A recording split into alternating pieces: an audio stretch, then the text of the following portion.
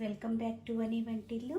ఈరోజు మనం బియ్యం పిండితో ఈవినింగ్ స్నాక్ ఎలా తయారు చేసుకోవాలో చూద్దాం. ఇలా తయారు చేసుకుంటే కరకరలాడుతూ ఆయిల్ అనేది ఏమీ పీల్చకుండా చాలా రుచిగా అనిపిస్తాయి. చాలా తక్కువ టైంలో సులువుగా తయారు చేసుకోవచ్చు. ఒక బౌల్ తీసుకుని 2 పెద్ద సైజు ఉల్లిపాయల్ని ఇలా చీలికలుగా కట్ చేసి వేసుకోండి. ఇప్పుడు దీనిలో మీ స్పైస్ని బట్టి పచ్చిమిరపకాయలు వేసుకోవాలి. నేను ఇట్లా 2 టేబుల్ స్పూన్లు పచ్చిమిరపకాయ ముక్కలు వేస్తున్నాను.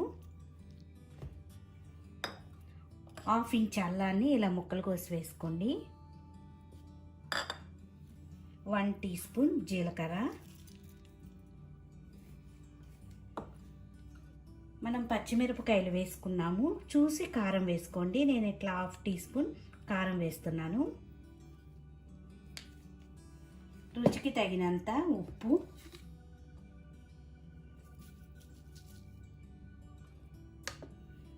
సన్నగా కట్ చేసిన కొత్తిమీర. దీనిలో 2 టేబుల్ స్పూన్లు అరగంట ముందు నానబెట్టుకున్న పచ్చిశనగపప్పు వేసుకోండి. దీనిలో 1 టేబుల్ స్పూన్ ఆయిల్ వేసి మొత్తం ఒక్కసారి కలుపుకోవాలి. ఈ ఉల్లిపాయలో వాటర్ అనేది బయటకు వస్తుంది ఇలా గట్టిగా ఒత్తుకోవటం వల్ల.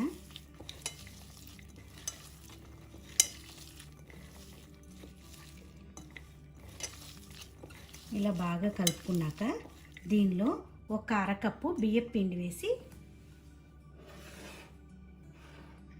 ఇలా అరకప్పు బియ్యం పిండి తీసుకోండి.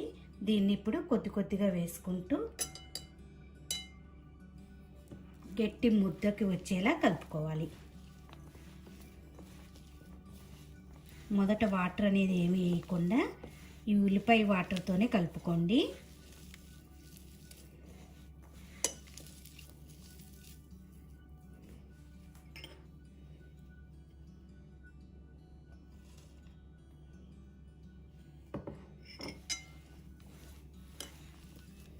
ఇలా కలుపుకున్నాక మీకు ముద్దకు రాదు అనిపిస్తే కొంచెం వాటర్ని చిలకరించుకుని, ఎక్కువ వాటర్ వేసుకోకుండా కొద్దిగా చల్లుకోండి.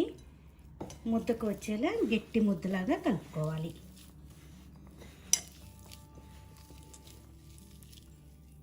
ఇలా గట్టి ముద్దలాగా కలుపుకున్నాక ఇప్పుడు దీన్ని చిన్న సైజు ఉండలుగా చేసుకుందాం. చిన్న వడల్లాగా ఒత్తుకోవాలి. ఇలా రౌండ్గా ఉండలాగా చేసుకుని అరచేతికి కొద్దిగా ఆయిల్ని రాసుకోండి.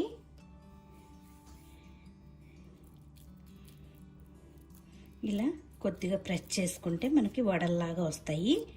వీటిని ఓ ప్లేట్లో పెట్టుకుందాం. ఈ పిండిని అంతా కూడా ఇలా వడల షేప్లో చేసుకుని ప్లేట్లో పెట్టుకొని పక్కన పెట్టుకోండి. ఈ విధంగా స్టవ్ ఆన్ చేసుకుని బాండీ పెట్టుకోండి. దానిలో డీప్ ఫ్రై కావాల్సినంత ఆయిల్ వేసుకుని ఆయిల్ బాగా వేడయ్యాక మనం తయారు చేసుకునే ఈ వడల్ని దీనిలో వేసుకోవాలి. మీడియం ఫ్లేమ్లో పెట్టుకుని వేయించుకోవాలి.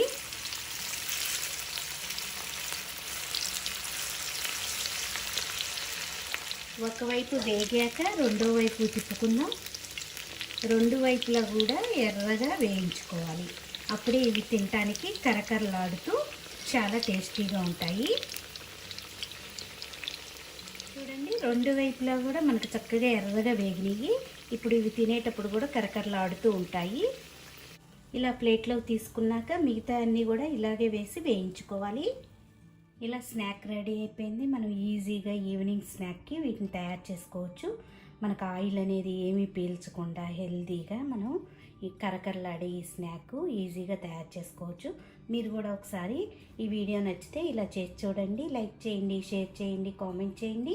మరిన్ని వీడియోల కోసం వని వంటిల్ని సబ్స్క్రైబ్ చేసుకోండి. Thank you for watching.